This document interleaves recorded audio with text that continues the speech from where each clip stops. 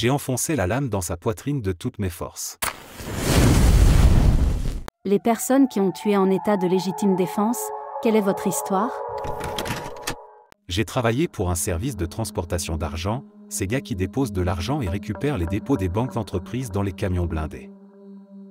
Pas même 10 heures du matin et alors que j'ouvrais la porte du camion, j'ai vu un gars énorme dans le rétroviseur sortir d'une voiture et courir vers moi.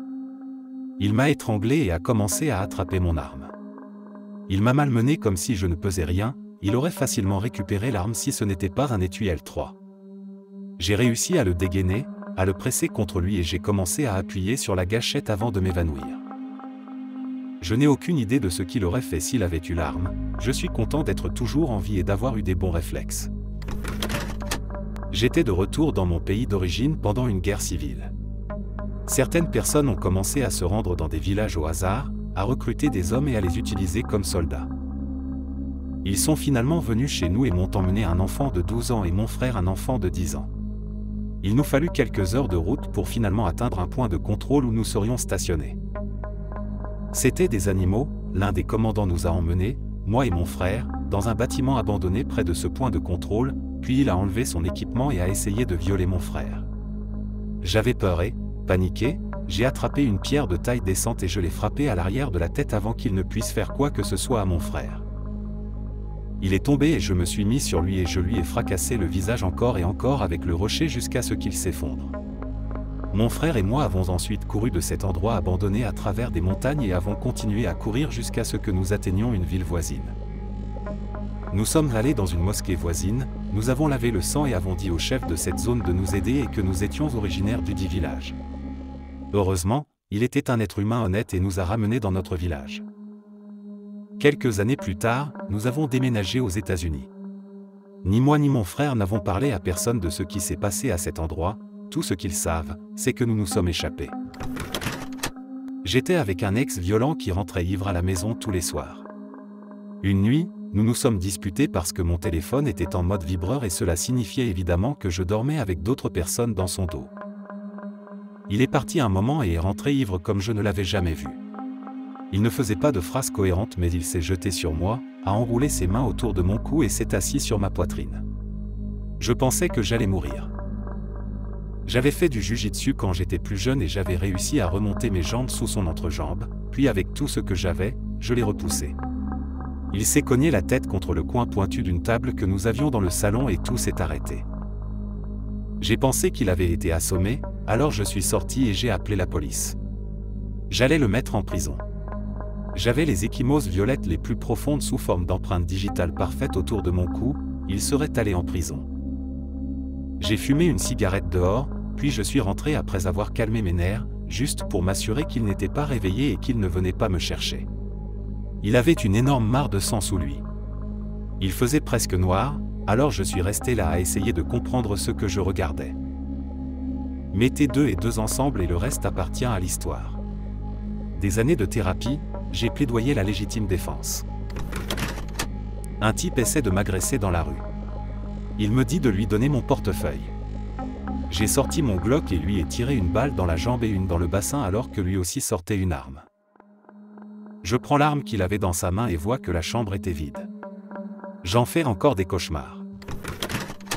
Je restais avec mon grand-père pendant que mes parents étaient hors de l'état et je me suis réveillé avec un bruit venant de l'étage, je savais que ce n'était pas mon grand-père.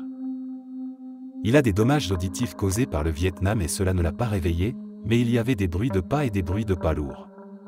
J'étais dans la pièce avec l'armoire à armes, alors j'ai attrapé un fusil de chasse et je suis allé le vérifier. Quand je suis arrivé en haut des escaliers, j'ai vu un gars dans le salon en train de fouiller, alors j'ai appuyé sur la sécurité et j'ai dit qu'il devait partir. Il s'est retourné et a vu mon moi de 14 ans, effrayé comme une merde, et m'a dit de redescendre et de m'occuper de mes affaires, alors je me suis répété. Il s'est retourné et a commencé à marcher vers moi avec quelque chose à la main, alors j'ai tiré. À ce stade, mon grand-père est très réveillé et sort de sa chambre et me dit simplement de détourner le regard et d'appeler la police. Heureusement, en raison de tous les facteurs liés au fait qu'il était un récidiviste, qu'il possédait une arme, mon âge et les lois de l'État, cela n'est pas allé plus loin que la police qui est venue me poser des questions.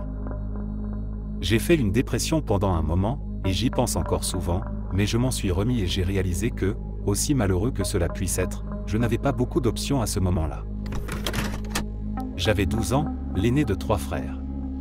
Nous étions seuls à la maison pendant que mes parents étaient sortis pour un rendez-vous amoureux. Vers 22 h peut-être, nous entendons un fort coup à la porte d'entrée avant qu'un homme ne brise la serrure. J'ai dit à mes frères de se cacher dans ma chambre pendant que j'allais dans la chambre de mes parents chercher leur fusil de chasse. Il commence à monter pendant que j'essayais de charger le fusil de chasse. Il a ouvert la porte de la chambre de mes parents et je suis tombé avec le pistolet tremblant dans mes mains. J'ai fermé les yeux et appuyé 2 fois sur la gâchette, le premier l'a touché aux jambes et le recul a fait que le deuxième coup a touché tout son torse. Je ne sais pas si c'était accidentel, mais alors que j'étais à l'université dans mon premier appartement, je rentrais du travail à 3 h du matin. Un mec était dans le couloir devant ma porte et j'avais un mauvais pressentiment. J'ai fait une pause et suis allé chercher le courrier, en espérant qu'il partirait. Je reviens et il attend à ma porte. Je lui ai demandé ce qui se passait et il a répondu qu'il cherchait Pierre. Je ne m'appelle pas Pierre et je vivais seul. Je lui ai demandé de partir et de me laisser entrer chez moi. Je me suis glissé entre lui et la porte, je l'ai ouverte et il s'est frayé un chemin à l'intérieur. Je l'ai poussé dehors, il m'a frappé. Je me suis retourné, le frappant à l'œil, ce qui l'a fait tomber et s'est cogné la tête. Il ne s'est plus jamais réveillé. Apparemment, Pierre était le gars qui vivait dans l'appartement avant moi. Le mort a passé 5 ans en prison à cause de Pierre qu'il avait dénoncé pour possession de drogue. J'étais mitrailleur en Irak pour un escadron d'hélicoptères. Notre mission principale était l'évacuation des blessés. 99% du temps, nous n'avons pas tiré. Soit nous n'avons pas essuyé de tir, soit ceux qui nous tiraient dessus étaient trop loin pour nous toucher. Le fait est que nous ne tirions généralement sur personne. Une mission à laquelle je participais impliquait que je les utilise. Nous étions à proximité et ils nous ont demandé par radio un tir de couverture. Depuis les airs, ils ne faisaient que projeter une tache verte sur le sol. Cependant, après le combat, nous avons assuré l'évacuation des blessés. L'un des blessés était un combattant ennemi qui ne pouvait pas avoir plus de 16 ans. Peut-être plus jeune. Il ne se passe pas un jour sans que son image ne me vienne à l'esprit. Un soir, je rentrais chez moi à pied, assez tard, vers 2 h du matin. J'avais 16 ans à cette époque et je suis passé devant un bar. Un vieux mec ivre a dit « Eh, viens ici et achète-moi une bière ». J'ai commencé à marcher plus vite et à faire comme si je ne l'entendais pas. Juste après, il me saute sur le dos, essayant de m'étrangler. J'ai réussi à tomber violemment sur mon dos. Malheureusement, lorsque nous sommes tombés, il s'est cogné la tête contre le trottoir. Ce fut une expérience très traumatisante pour moi. J'avais récemment eu 18 ans, j'avais obtenu mon diplôme d'études secondaires et j'avais commencé l'université. Mon université n'était pas dans le meilleur quartier de la ville, mais j'ai ignoré les avertissements et je n'ai pas prêté beaucoup d'attention à mon environnement. Il était environ 23 h et je revenais à pied à mon dortoir depuis le dortoir d'un ami situé de l'autre côté du campus. Tout était régulier jusqu'à ce que je commence à entendre des pas sur le trottoir derrière moi. Quand j'ai regardé en arrière, il n'y avait personne, mais cela m'a quand même mis sur les nerfs. J'ai continué à marcher, mais j'ai continué à entendre les pas. Chaque fois que je me retournais, je ne voyais personne et je commençais à avoir peur. Finalement, je me suis retourné et j'ai vu un homme marcher plus loin derrière moi. Il était vêtu de vêtements sombres et avait une démarche étrange. Dès que je l'ai vu, il a commencé à courir vers moi et il était rapide. J'ai sorti mon spray de mon sac à main et je l'ai vaporisé directement dans ses yeux. Il a crié, mais cela ne l'a pas arrêté longtemps, alors j'ai couru. Je savais que je pouvais le distancer pendant un moment parce que j'étais un coureur d'athlétisme tout au long de mes études secondaires. Je pouvais dire que j'étais fatigué, mais je ne savais pas quoi faire d'autre. J'étais à la limite du campus, et j'étais arrivé dans une forêt dense. Je ne pouvais pas le voir, mais j'entendais ses pas lourds alors qu'il essayait de me rattraper. J'ai vu un arbre mort qui perdait des branches et j'ai pris un bâton de bonne taille, assez lourd, mais je pouvais quand même le soulever facilement. Mon bâton à la main, je me suis caché derrière un arbre. Peu de temps après que je l'ai vu, il courait toujours vite et arrivait droit sur moi. Comme je l'avais prévu, il a trébuché et j'ai vu son visage choqué et malade alors qu'il tombait au sol.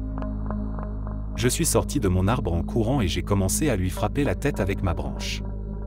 J'ai vu du sang, mais je me suis enfui. Une fois arrivé à mon dortoir, j'ai pris une seconde pour reprendre mon souffle, puis j'ai appelé les urgences. Je leur ai expliqué ce qui s'était passé pendant que l'opératrice me calmait et faisait signe à une ambulance et à des policiers. J'ai appris plus tard que l'homme était mort alors qu'il se rendait à l'hôpital, mais aussi qu'il agressait et battait des jeunes femmes depuis des lustres alors qu'elles marchaient seules dans le noir. La police savait ce qu'il faisait, mais elle n'a jamais pu déterminer son identité. J'ai dû suivre une thérapie pendant un temps, mais je vais à moitié bien maintenant et je ne marche jamais seul dans le noir. Ma femme et moi avons été réveillés au milieu de la nuit par quelqu'un qui frappait à notre porte coulissante en verre sur le jardin. J'ai allumé les lumières extérieures et j'ai vu un homme torse nu faire les 100 pas, frappant violemment le verre avec ses paumes. Dès qu'il m'a vu dans la lumière, il est devenu fou furieux, se fracassant encore plus fort contre la porte, essayant de l'ouvrir ou de la soulever des rails pour entrer. Je lui ai crié de se calmer. Il ressemblait à un zombie et tout ce que je pouvais imaginer, c'était qu'il vienne nous massacrer. Il avait l'air super fort et je ne sais pas comment le verre résistait à ses coups. Ma femme était au téléphone avec les flics pendant que j'essayais de l'apaiser. Il a finalement abandonné la porte et s'est frayé un chemin à travers l'entrée. Je pensais que c'était fini mais j'ai entendu ma femme crier « Il arrive par le côté ». J'ai entendu des coups contre la vitre de la fenêtre de notre chambre. Il frappait violemment jusqu'à ce que j'entende un fracas et que le verre se brise. À ce moment-là, je suis passé de la peur pure à la peur et à la colère. J'étais dans la cuisine et j'ai recherché une arme. J'ai attrapé le couteau de boucher en haut du bloc à couteau. J'ai couru dans la chambre, il avait brisé une autre fenêtre et je pouvais l'entendre essayer de ramper à travers les stores. Je lui ai crié de partir sinon je le tuerais, je lui ai donné un coup qui a été dévié d'une manière ou d'une autre. Puis la peur et la colère se sont transformées en pure fureur. J'ai enfoncé la lame dans sa poitrine de toutes mes forces. Je ressens encore cette poussée d'adrénaline aujourd'hui, c'était horrible. Cela l'a sorti de l'état dans lequel il se trouvait, il a crié et s'est enfui. Les flics l'ont trouvé quelques maisons en bas de la rue, mort dans une mare de sang. Les premiers jours qui ont suivi n'ont été que choc et incrédulité. Mais ma famille, mes amis et mon conseiller m'ont tous soutenu. Je me suis mis au travail à moitié au cours de la semaine suivante, même si mon patron m'a dit de prendre tout le temps dont j'avais besoin. Le temps a guéri plus vite que je ne le pensais. L'homme n'était pas sous l'effet de drogue. Il avait eu un grave épisode schizophrène. Il s'était battu avec quelqu'un dans un foyer de groupe voisin, avait été enfermé dans sa chambre, puis s'était enfui par la fenêtre. Avant que le soignant ne découvre la fuite, il avait tenté de pénétrer dans 2 autres maisons du quartier avant de venir dans la mienne. J'aurais aimé en savoir plus sur lui et j'espère qu'il est en paix, je pense à lui tous les jours. J'avais l'impression d'avoir été épargné et qu'on m'avait donné une autre chance. J'apprécie davantage les petits cadeaux de la vie maintenant. D'une manière ou d'une autre, cela a fait de moi une meilleure personne, du moins je l'espère. Merci d'avoir écouté jusqu'à la fin, n'hésitez pas à vous abonner et à aimer la vidéo. Vous pouvez aussi partager vos histoires et opinions en commentaire. À la prochaine vidéo.